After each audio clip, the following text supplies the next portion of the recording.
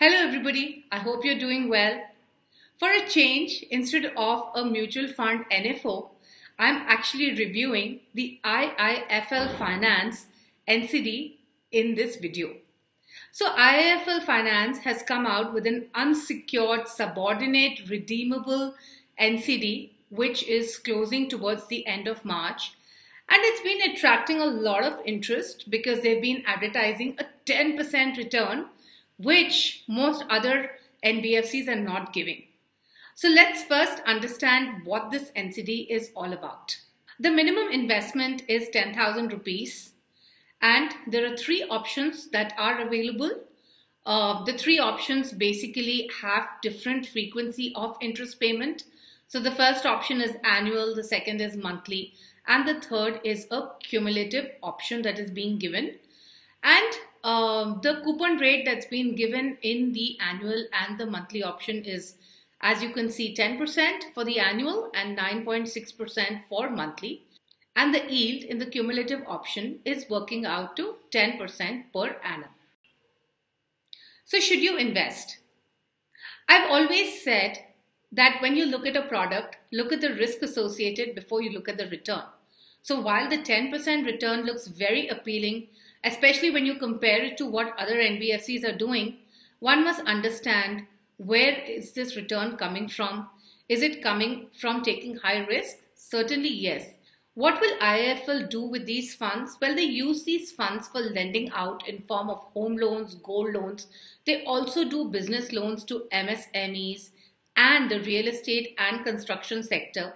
They also have a microfinance business as well. Now, all these forms of lending can be quite risky. You may remember NBFCs like DHFL and ILFS, which had defaulted on their interest payments. And that was really because the people whom they lent out to did not return their money back. And this risk is certainly there with the sort of sectors that IIFL is lending out to. Remember that the rating on these debentures is low. It is AA minus, which means that right now the principal is safe, but there is a negative outlook on this particular NCD and on the business. Secondly, this is an unsecured subordinated debenture. What this means is that it is not secured by any of the assets of the company. And subordinated debt basically ranks after other debt if a company falls into liquidation or bankruptcy, right?